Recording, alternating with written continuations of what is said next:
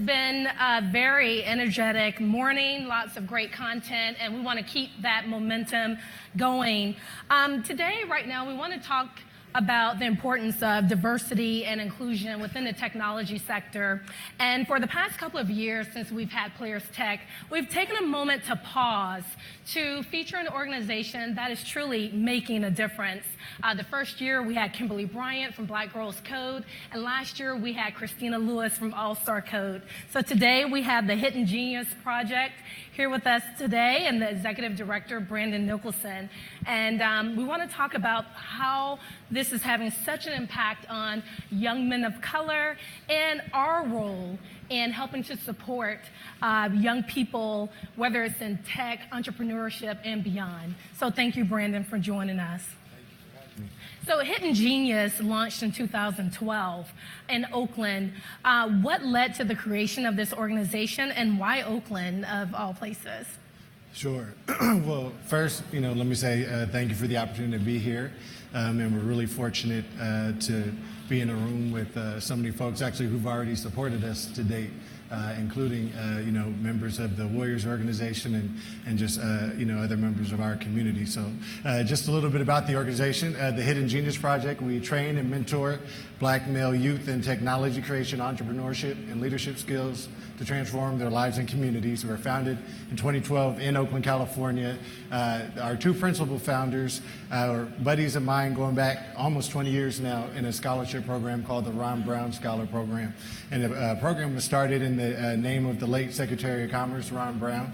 And the idea was to give each student in this cohort, students of African descent, $40,000 unrestricted funds to access college in the name of building a lifelong network for social change. So that was important because almost 15 years later, a number of us came together and were able to start building something that could help young men and young people build technology skills, learn how to build software, learn how to start their own businesses, and recognize their potential as agents and change agents in their communities.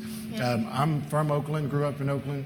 My background's in education policy. The two principal founders, Jason and Ty, went to Harvard University. I did not. I don't hold it against them. I did my best. But they came out to Oakland and wanted to build their own for-profit venture to teach young people financial learning, financial capability through experiential learning. The founder, Jason Young, had gone to Harvard, done everything he could to do the right thing, grew up in Compton and Inglewood, and came home, I think it was before his junior year, to find that his family had been evicted from his home in LA.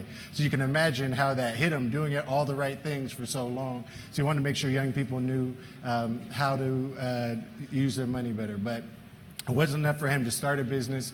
He wanted to pay it forward, and he saw Oakland as a great opportunity to engage young people and help them learn all these skills because he saw them as the drivers of change. And so the Hidden Genius Project now has an intensive program. That's what we started with, a 15-month commitment for young men in high school, where we work with them for 2 intensive summers, a school year, weekends after, about 800 hours of programming, and they learn, fundamentals of computer science, business, and entrepreneurship. But they also build their own culminating projects that has to do with some area of their interests and some area of community engagement. So you'll get to meet a young man that we've worked with, James Green, in just a few minutes, who built a really exciting project, and he's an example of someone who's bootstrapping his entrepreneurial ventures and pursuits. So you mentioned your background, you're a researcher. Was there a key data point that really drove you to join the organization in 2014 at a critical point in its life cycle? So I was actually around just from the outset. Being from Oakland, having a background in education, Jason Ty came to me right away just to see, what I could do, because I did have the research background. But honestly, there's not a whole lot of data points we operate in with the Hidden Genius Project. We're black. We're black men. We grew up here black in the United States, and we figure there's probably a need, so we don't have to lean too much on that data. But I'm just saying that tongue in cheek. I know it can be a hard time.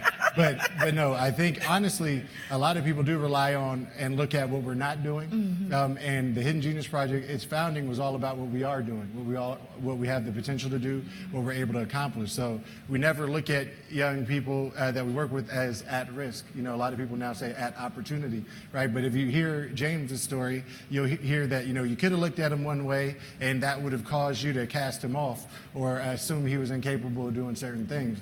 But we look at him, you know, from an assets-based perspective, we look at what are you interested in? You know, one area we look at, you know, because I wrote my dissertation on youth sports and the commercialization and privatization of youth sports, and we heard a little bit about that earlier this morning. So many people look at black males and say, you know, even people who write in education, like very smart people with Ph.D s say that, you know, black boys must be obsessed with sports and that's why maybe they're not achieving as well in school. That always would irk me on a number of levels. One, everybody loves sports worldwide, right? It's an international language. Sports and food, right, are the way we connect. Two, you know, we can't be the most obsessed community with sports because you just got done listening to London Breed, Vivek Ranadiv, everyone talking about who all is putting their money into sport, who all is consuming, how to get access to the arena and the games, and those folks are not us. Three, I've never bought an NBA team or an NFL team or a pro team. The last time I checked, it cost at least $1 billion, if not $2 billion, right? And I don't know anything more obsessive than taking your money that you earned and you know, $1 billion or $2 billion of that money and then buying a sports team, which tends, unless you're here, not to return the greatest profit. So that really kind of got under my skin. So I started doing studies, and actually I put basketball side by side with lacrosse. You can imagine differing populations, but you would see that the privatization of it, the commercialization of it meant that they looked really similar. Okay. And so when we're looking at the data, it was all about, you know, the way we tell our story, the way we look at our narrative really shapes the decisions people make, even policy decisions. And so our work with the Hidden Genius Project starts off with just changing the narrative. Got it. One important one I would mention is this idea of tech and diversity in tech. When we meet our young people on day one, we talk to them about not how there needs to be more people at Google that look like them or Facebook, whatever it is. We talk to them about their rich history in tech, right? Now that could be because, you know, there were the pyramids, you know, and we come from peoples who built them, or that could just be because, you know, if you grew up without a lot, you probably had to tinker and make some things last, you know, rather than getting a new one. So you had to figure out how to keep it going. And half our guys got a story about taking apart this gaming system or that, you know, DVD player, VCR, whatever it is, building a computer because they didn't have a whole lot. So. Well, let's talk a little bit about the number of young men you're serving. In 2008, I believe you served 1,500. 18. And 4,100 students since the inception of the organization in 2012. Close to 5,000 now. And how many students are you targeting to reach in 2019? As many as we can. We'll be serving roughly 100, nearly 100 in our intensive immersion program right now between Oakland, California and Richmond. As of last night, you know, we just got the green light to begin having more conversations to start building our strategic plan and moving towards Southern California as well. But we also have a number of other programs. So I know I've been speaking to our Black Male Youth Mission, but our kind of key mantra is a rising tide lifts all boats. So by serving young men like James and other Black male youth in our program, everyone's benefiting, you know, people of different backgrounds, different ages, different races. And one of the things I wanted to make sure I shared, the reason we got to nearly 1,500 served last year was because we dramatically increased the number of young people we served by way of what we call community partnership programs. So we were actually training dozens of our alumni from our 15-month program to go to then your community center and teach workshops to your children. And these could be black boys, but these could be Latina girls in middle school. These could be left-handed Armenian children from Walnut Creek. It doesn't matter. I know Andre, you know, in an article once cited that, he's got children at Head Royce, and we have our young people teaching at Head Royce, an independent school in Oakland, $45,000 a year. Our young people are teaching the tech workshops for their summer program, even as we speak. And so we're really proud about that, and it means that you've got young people of all backgrounds learning from these black guys who love Lil Uzi Vert and wear True Religion jeans and, you know, wear sneakers more expensive than my whole outfit. But, you know, they come from Oakland and Richmond and surrounding places, and we're really proud of that. That's great. So you mentioned getting, I guess, approval to expand to Southern California. Are there plans to create chapters in cities like Atlanta, New York? Or are you considering going abroad? What are the plans for Hidden Genius? Thank you for that live, Shartia. I appreciate you. Yeah, absolutely. We want to serve as many young people as we can, as effectively as possible, in as many places as possible. I think when we look at the nature of our work, the assets-driven nature of our work, the way we see young people and try to connect them with their interests, like sports, and that's why I brought it up, because sports actually is now a tech platform. That's what we've been talking about all day today. And so there's so many ways to have a pro sports career. Maybe it's not on the field or the court or the pitch, but, you know, you can do analytics. You can be in the social media marketing space. You can be developing apps for teams, for products, training, so on and so forth. One of our greatest partners is Team Inc., and they're based in Oakland, and they're a nonprofit that's helping young people work with the Sports Code platform and learn to be analysts. And they're interning with NBA teams, or even getting basically scholarships to go to school, to go to college and do this.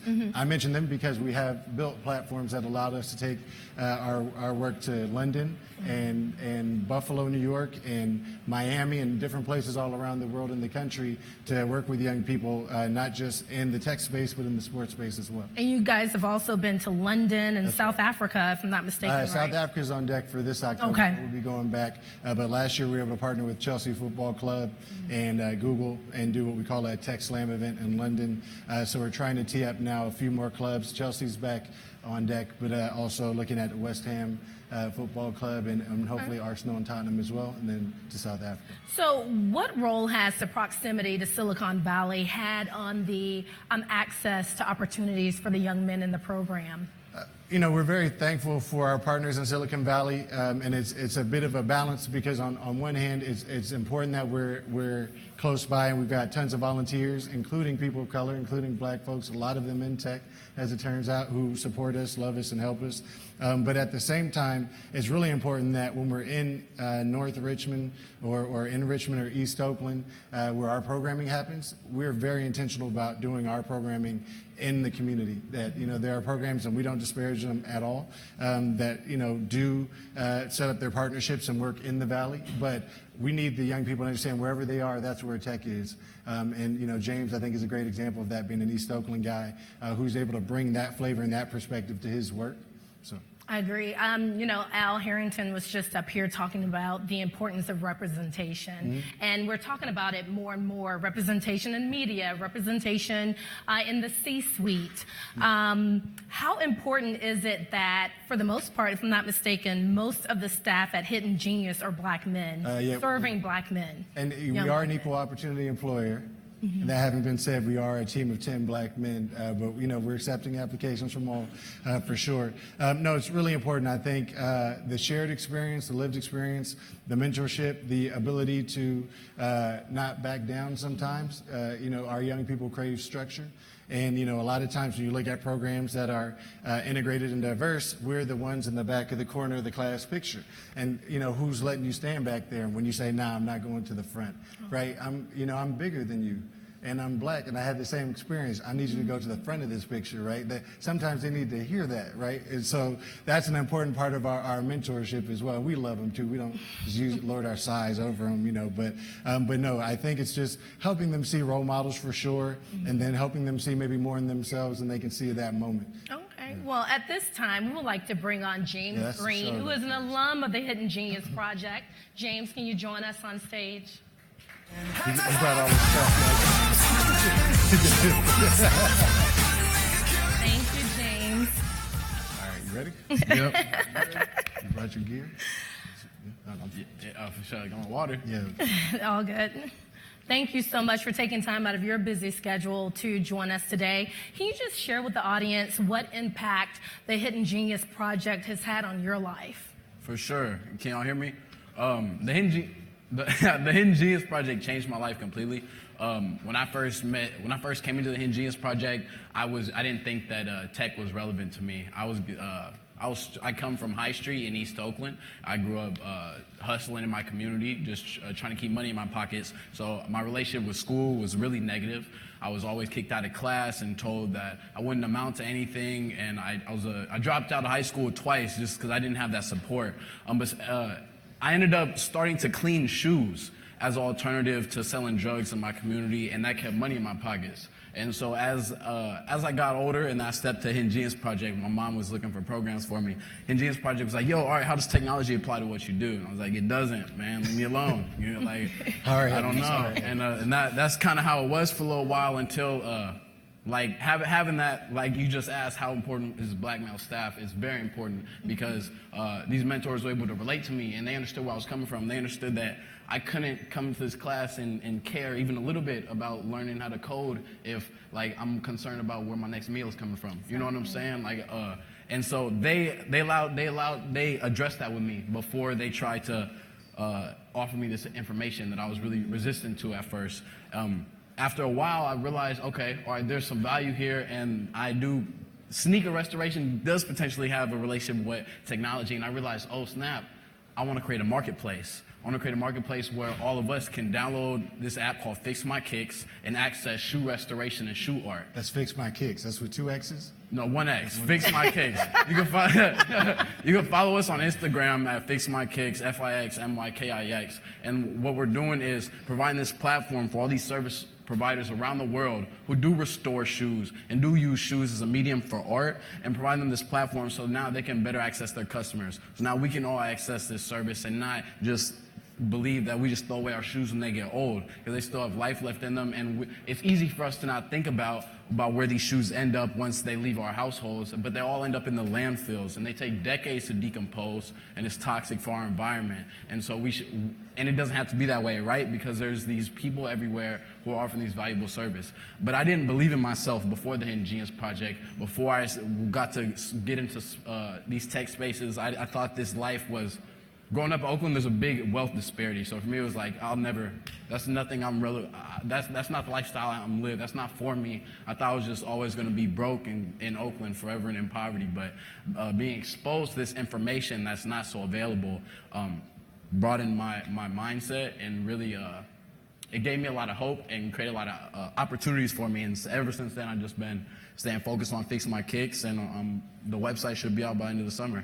And we should also point out you're also a college student now. Yeah, I'm graduated high school. Graduated high school. Yeah. I did graduate. I graduated early too. They said I was never gonna make it.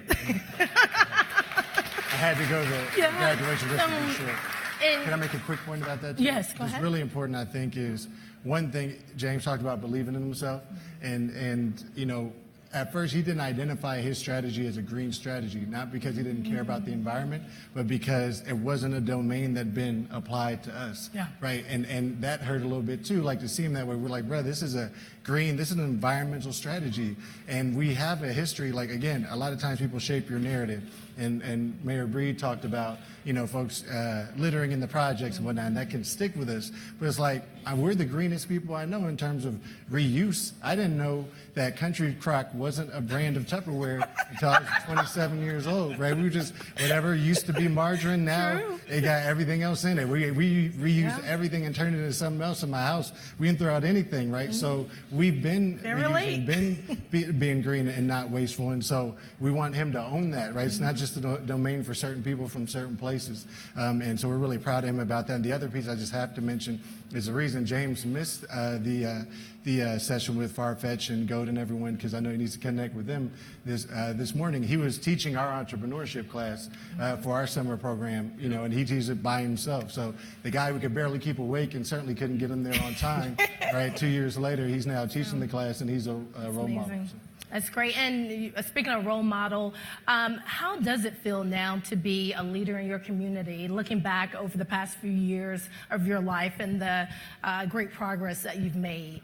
It feels, I want to say good, but I feel like that's not that. It's great. It's really positive. It feels a level of responsibility I feel like we all need. Something I'll always stick with is every generation has a responsibility. And I believe like it's real easy as this generation to feel like we can abandon our responsibility with all these distractions in our environment. And so for me to have this platform and to keep challenging my critical thinking skills and to try to build wealth and grow a company, and while being able to give back to the brothers who I can relate to because I was in their shoes just 2 years ago, and it feels great because there's not a lot of my brothers and sisters when I go back home, when I go back to the hood, like they're like, it's like they can't even fathom the things I'm like that, like sitting here, which all y'all, you feel me? Like, they're like, what, for reals? I'm like, just pursue your dreams, you feel me? Like, just go for it. So it's a really good feeling, and because I want other people to understand that it's not that far to reach. It's just not promoted to us. Okay, we're going to open it up. We have about 5 minutes for questions. So if you have a question, please raise your hand and we'll bring a mic to you. So while we wait for some questions from the audience, just what has been the response from your family members? What are they saying to you? At first, they were just like shocked. They were like, because I was totally always getting in trouble, never in school. Oh, my teachers always calling my mom. So like she was just like really like oh, it's like what's going on? It's just, she was really shocked. The rest of my family was really shocked too. Like I'd been away from my siblings for a while and come back. They're like, what? Like it's a whole new dude. But I get nothing but love and support. Mm-hmm. And that's what really keeps me going. I have a really strong support network, and I think is a lot of people will like throw shade at people who aren't in their grind and everything. But mm-hmm. I don't know if I'd have the will to persevere without this support network. Mm-hmm. All right. Do you have any questions from the audience before we get going? Oh, Kelly. Do I get to ask a question? Yes, you do. You were just described as teaching an entrepreneurship class this morning. What's the biggest piece of advice that you're giving to the people that you're now teaching? Be unapologetically you, and also is focusing on identifying problems and finding innovative solutions to that problem. Be very open-minded, be creative, and also realistic, and use your community as accountability partners. I have a quick question for Brandon. How common is James in this program? I'm so impressed by his passion, enthusiasm, how you're taking control of your life. Is this the typical hidden genius participant? This is what they evolve into? I appreciate that live, Shartia. You were throwing dimes left and right today. I think, typical in terms of having positive outcomes and being able to change the narrative, yes. Each of our young men is individual, and they're different. Some of them, we have young men we serve that have two parents in the home who both went to grad school. Mm-hmm. We have young men that we serve who are in foster care placement, everything in between. And so we bring them together because they have to be in community and network. They have to learn from each other. No one holds all the answers, all the knowledge. You'll find sometimes a young man who has a more comfortable home life, maybe he's going to a school where not a lot of people look like him, and they're asking to touch his hair, or asking, do you wash it, or whatever, but he's got access to computer science, and so he gets it. He's taking AP computer science, but then he gets next to James. That young man in the comfortable lifestyle couldn't entrepreneur his way out of a paper bag, right? He hasn't wanted for much. So he gets next to James, and now James is giving him the game on the business side. Now James is using him as a part of his network, and that's the guy who's helping him build his platform. And so what's common then is that these young men, they lean on each other, they form a really strong network, and they're all definitely very capable and brilliant. We have young men this year who graduated. I think we got one more we're trying to get through on his independent study, but we had multiple young men who either got expelled, suspended, or dropped out, or were system involved. That graduated high school this year, guys where usually once you hit that marker, that's not going to happen. And, I had to go with my own, see it with my own two eyes, but it's happening. So there's that part. Then we have guys who are on their way, to HBCUs to study computer science, and they're locked in, and they have been for years. But the best part is those guys are all brothers, right? They don't, segment themselves. There's no, you used to do this and you used to do that. They're leaning on each other. They're snapping each other and calling each other for help. Okay, so we're about to break for lunch in a moment. I want to ask both of you, with this esteemed audience that we have here, investors, business leaders, what do you want them to do to help bring young people, whether it's black men, black women, Latina women, whomever, what can people in this audience do to improve diversity within the technology sector, diversity within the entrepreneurship ranks? What can we do? You have some? Well, I'll just start with like sharing information, get involved in programs and communities, like create new opportunities, and if fund the opportunities adequately. Don't I think a lot of times like we'll try to like package things like really like shorthanded and just like this is what we're gonna do and the outcome's gonna be great, and then it'll be like underfunded. And you know, I think if we want to make change, we need to make a full commitment to making that change and put in all the energy and all the funding that's necessary for the outcomes we really want to see, and stop shortchanging ourselves. And I would just say, I think, it's important not to overthink it. Obviously the huge Netflix craze earlier this month was When They See Us, and I think that's very appropriate, see us, right? It's not as though our populations, indigenous populations, Southeast Asian, Pacific Islander folks can't do this work. And we know that our young people like James, right, they're leading the world in social media engagement. They're leading the world in creating, what's that, hype beast and whatnot, right? Trend setting. So they're very capable of doing things. They're being creative. They're thinking all the time. So, if we just see each other, we can recognize James is capable, right, and worthy of perhaps working in our company. But we also need to understand that if you do not see him, he will be seen one way or another, and you'll be hearing from him eventually, right? Because he'll be your own company. That's right. Well, we have to leave it there, but thank you for giving us a plug. Actually, we have Yusef Salam from the Exonerated Five joining us at the end of the day. I just want to say thank you to James and Brandon for joining us. Thank you so much.